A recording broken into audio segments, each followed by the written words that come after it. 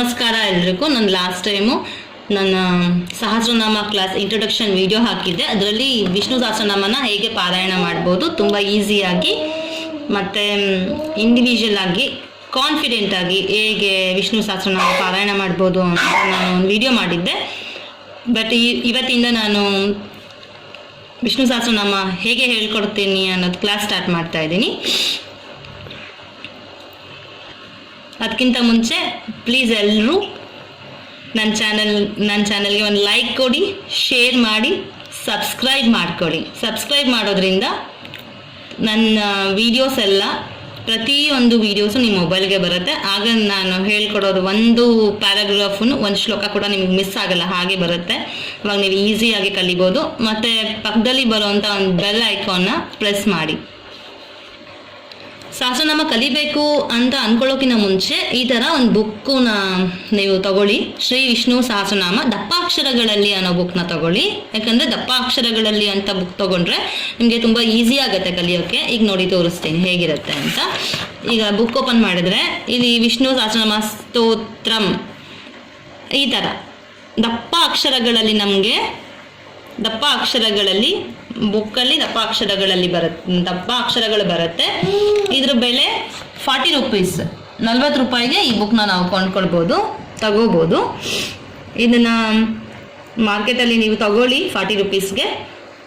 ಈಗ ನಾವು ವಿಷ್ಣು ಸಹಸ್ರನಾಮ ಸ್ಟಾರ್ಟ್ ಮಾಡೋಣ. ಶ್ರೀ ವಿಷ್ಣು ಸಹಸ್ರನಾಮ ಸ್ತೋತ್ರಂ ಪೂರ್ವ ಪೀಠಿಕಾ. ಶ್ರೀ ಗುರುಭ್ಯೋ ನಮಃ. ಹರಿ ಓಂ. ಈ ನಮ್ಮ ವಿಷ್ಣು ಸಹಸ್ರನಾಮ ಸ್ಟಾರ್ಟ್ ಆಗೋದೆ ವಿಘ್ನ ವಿನಾಶಕ ವಿಘ್ನೇಶ್ವರನ ಶ್ಲೋಕದಿಂದ.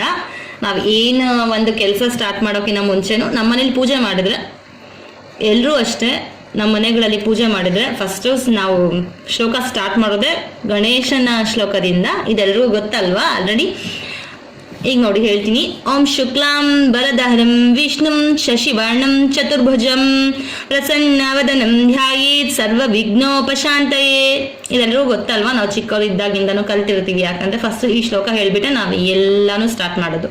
ಪೂಜೆ ಆಗಲಿ ಏನಾದರೂ ಕೆಲಸ ಆಗಲಿ, ಹಾಗೆ ನಮ್ಮ ವಿಷ್ಣು ಸಹಸ್ರನಾಮದಲ್ಲೂ ಇದು ಫಸ್ಟೇ ಇದೆ. ಇದನ್ನು ಪಾರಾಯಣ ಮಾಡಿನೇ ನಾವು ವಿಷ್ಣು ಸಹಸ್ರನಾಮ ಸ್ಟಾರ್ಟ್ ಮಾಡ್ತೀವಿ. ಮತ್ತೊಮ್ಮೆ ಹೇಳ್ತೀನಿ ಈ ಶ್ಲೋಕನ. ಓಂ ಶುಕ್ಲಾಂ ವರಧರಂ ವಿಷ್ಣುಂ ಶಶಿವರ್ಣಂ ಚತುರ್ಭುಜಂ ಪ್ರಸನ್ನವದನಂ ಧ್ಯಾಯೇತ್ ಸರ್ವ ವಿಘ್ನೋಪಶಾಂತಯೇ. ನೆಕ್ಸ್ಟ್ ಇಲ್ಲಿದೆ ಅಲ್ವಾ ಸೆಕೆಂಡ್ ಪ್ಯಾರಾಗ್ರಾಫ್. ನಾರಾಯಣ ನಮಸ್ಕೃತ್ಯ ನರಂ ಚೈವ ನರೋತ್ತಮಂ ದೇವಿಂ ಸರಸ್ವತೀಂ ವ್ಯಾಸಂ ತಥೋ ಜಯಾಮುದೀರಾಯೇತ್.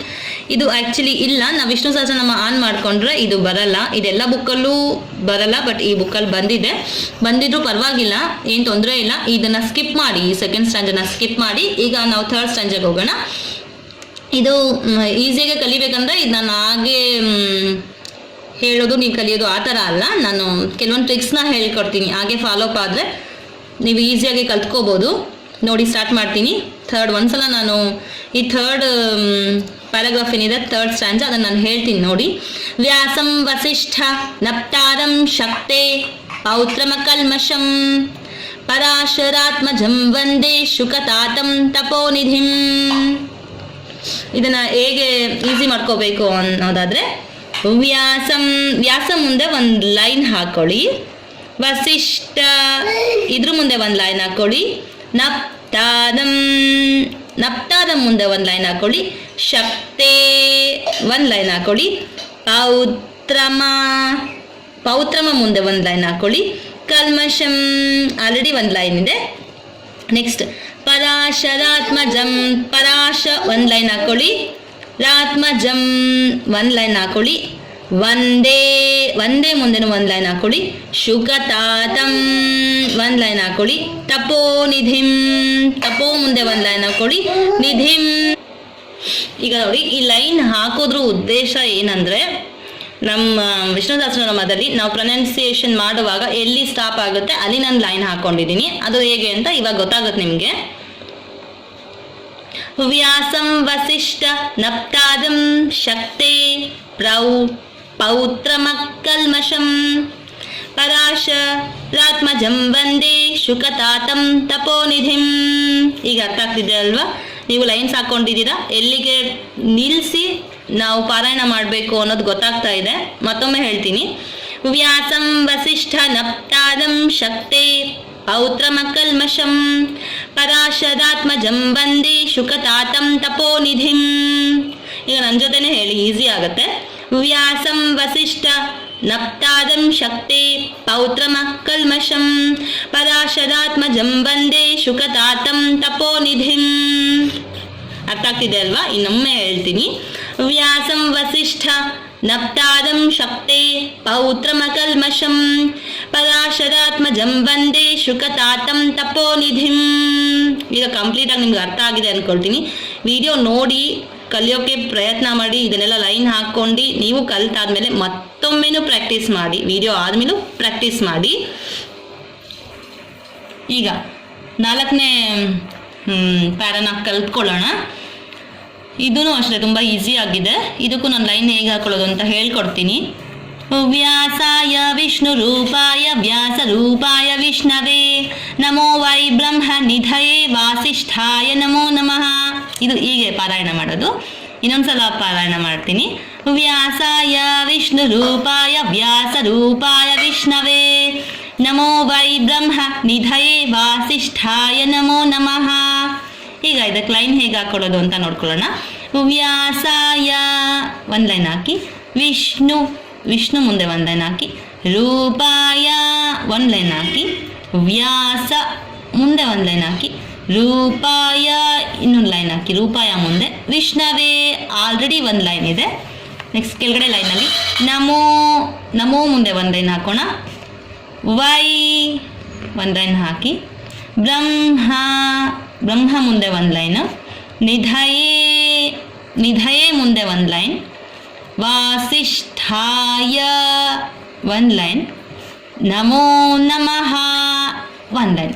ಇಷ್ಟೇ, ಇದು ಈಸಿ ವೇ. ಈಗ ಮತ್ತೊಮ್ಮೆ ಎಲ್ಲಿ ಸ್ಟಾಪ್ ಮಾಡಿ ಪಾರಾಯಣ ಮಾಡೋದು ಅಂತ ನಮಗೆ ಲೈನ್ ಹಾಕಿದ ಮೇಲೆ ಕಂಪ್ಲೀಟಾಗಿ ಗೊತ್ತಾಗತ್ತೆ. ಈಗ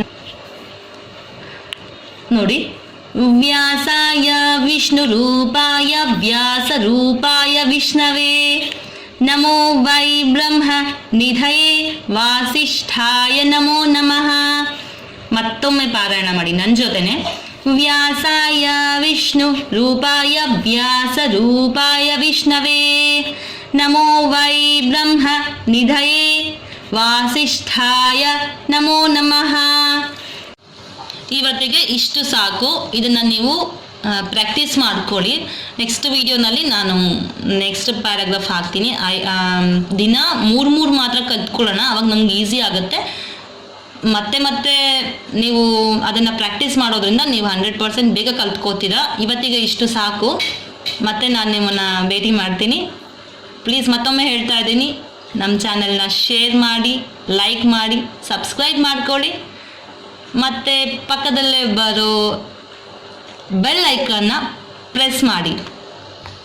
ಥ್ಯಾಂಕ್ ಯು.